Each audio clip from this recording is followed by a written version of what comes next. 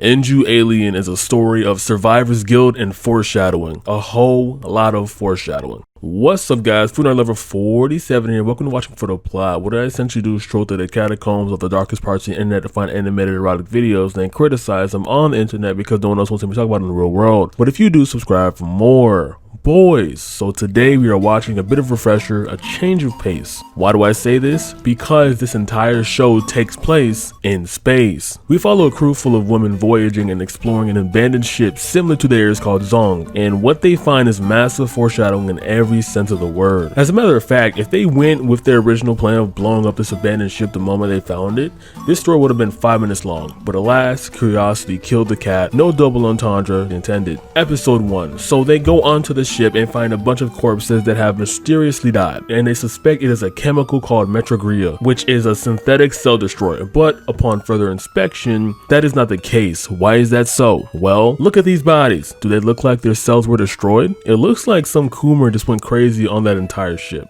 Of course, these odd discoveries on the ship doesn't stop the Voyages at all because it's their job. They continue to inspect and find even more bodies in the hope that they eventually find a survivor, which is slim to none. And boom, they find one. Her name is Flair, and she's in this sort of cryo sleep chamber pod. I don't know what it's called. It was in the show called Unbalanced, so I know that much at least. I have done my research. Just don't ask me about Unbalanced at all, and we're gonna be fine. So they take Flair back to the ship called Muse because she's literally the only survivor. So back on the ship, they're examining Flair and discussing how Metrogria did not kill all the people on board at all. But the obvious question is, how did they die? Or better yet, what killed them? Clearly something went through that crew and made them stew, you know what I mean? So in a direct response to this startling discovery, Captain Sarah calls to immediately disband any future voyages on the ship and just blow it up to Timbuktu. However, they wanted to continue exploring, so they went again despite what the captain said. The reason they went by a second time was to check for extra survivors. So that's why they sort of defied the captain's orders. Not really, just wanted to make sure they weren't killing anyone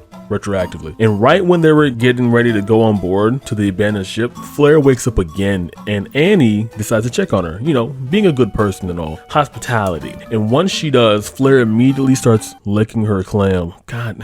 And once she does that, Flair decides to go mask off in every sense of the word and use her tentacles to violate Annie. They don't show us this exactly, it's vaguely represented in the shadows, but we get the picture perfectly. So later on that day or night, I don't know, they were in space, they're back on the ship to check for even more survivors. So guys, remember like 5 seconds ago when I said Flair like absolutely just violated Annie? Well, not violated, it was kind of like consensual for like the first 5 seconds. Well, guess what? Immediately after that, she's now walking on board like she's just zonked out. And we know there is some connection to Flair because on the ship, Annie has a seizure or something. I don't know what's happening here, but she drowns in her helmet under this mysterious fluid, falls like 20 feet off a balcony and cracks her skull open. So her being zonked out happened on Muse, their ship.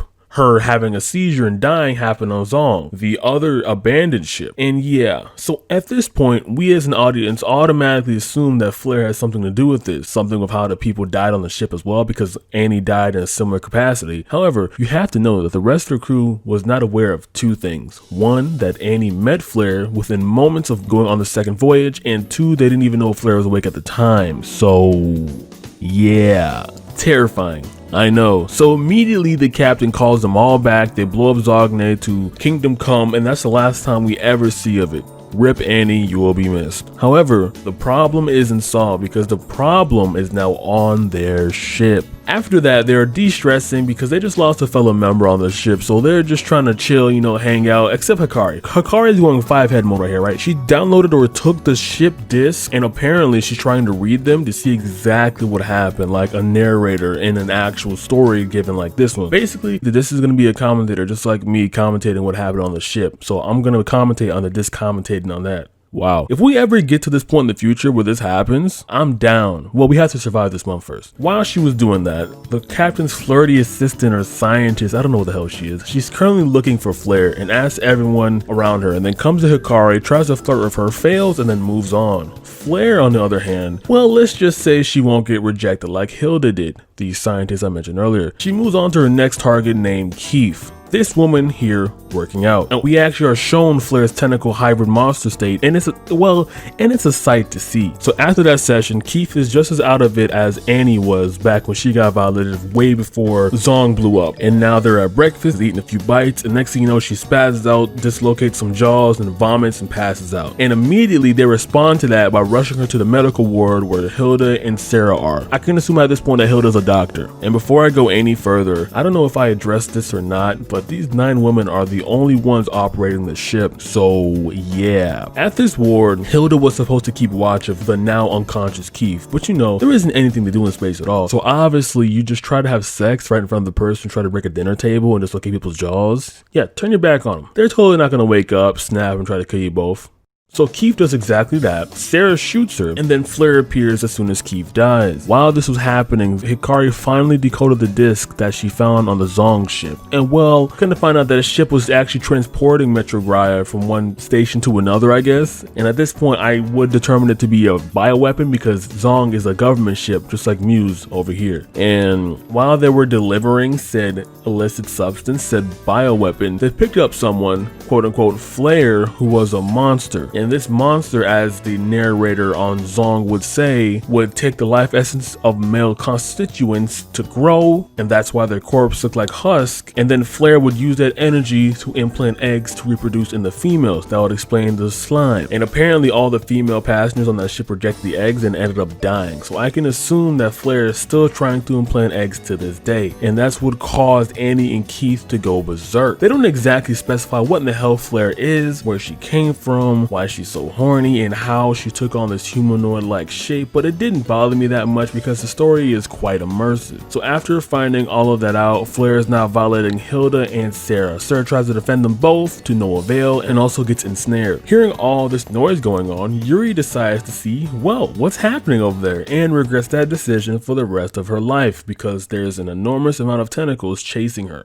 Not really one of the most exciting things to see in the morning. Yuri and Hikari meet up, theory board, and block off the section of the ship where Flair's monster form is located. While trying to think of a plan, they come across Lindo, this rogue look-alike copy pasta character, and she's doing something, well, quite conspicuous. Now this spot is familiar to Hikari because before the entire crew went back on Zogne for the second time, she found an entire suitcase of Metrogria stashed away in this same room that they are currently in now. Back then, it didn't make any sense as to why there was an entire suitcase of this bioweapon, but now it makes sense. It was there because Lindo smuggled it off the government ship the first time they went on Zogne. Zogne の悲劇の原因の究明をするのは我々の任務ではない。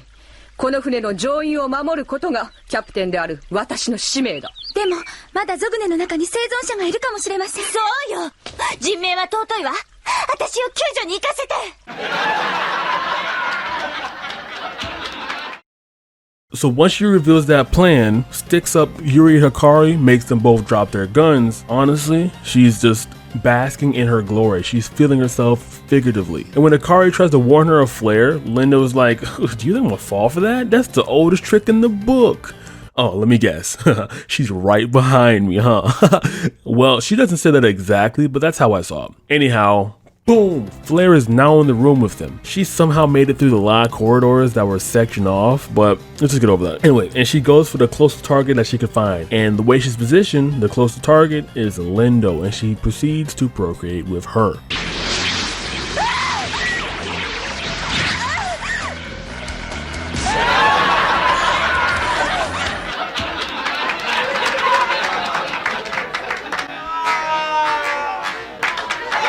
Now the other two, i.e. Yuri and Hikari, the last two survivors, because Lindo was done for because she got grabbed up, are seeing this terrifying monster violate one of their crew members. That being said, that said crew member was, you know, a manipulative liar. So they had no problem trying to escape and they tried to run away. Now, one of them gets caught. Guess who?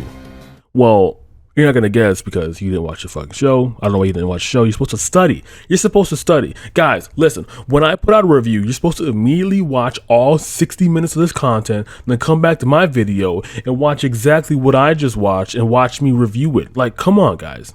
Come on. I gave you enough time. You didn't guess it right. It's Yuri. Yes, Yuri is the one that got caught. And the crazy thing is, she got caught while Flair was distracted piping down Lindo. So once she was done giving Lindo her eggs, she immediately targeted Yuri, pushes Hikari off of her because the grip was monster tight, no pun intended, seals the door and tells Hikari to send the entire room to outer space. And unfortunately, she does. So now the only person who was left alive is none other than Hikari. And it ends with her going back home on an empty ship because everyone else died. Except Einstein the Weasel. He's still alive. So yeah, that was the end of Injuu Alien, an animation made in 1997. And honestly, they definitely went above and beyond for only 40 minutes of content. They actually snapped here. This is one of those where you can just sit back, you can just ride the moment. There are a bunch of questions that should have been answered, but at the same time, how fast paced it is, you can't think about it too long. Because by the time you think about what happened here, 4 things already happened in front of your face. Honestly, I like this. I want to keep watching more like this. I don't want to watch anything like Baba Black ever again, mainly because of this fact, right? So what Injuu Alien did here, they gave us a plot, didn't stretch it too thin, they kept it vague enough so you kept asking questions the entire time, and by the time the story ended, the questions were never answered, but you were satisfied enough that the questions weren't answered in the first place. It was vague enough to the point where it was like a sample, okay? Injuu Alien was like a really good feeling sample. Alright guys, I don't have an outro, but if I did, it wouldn't matter because that makes it far into the video. Good night.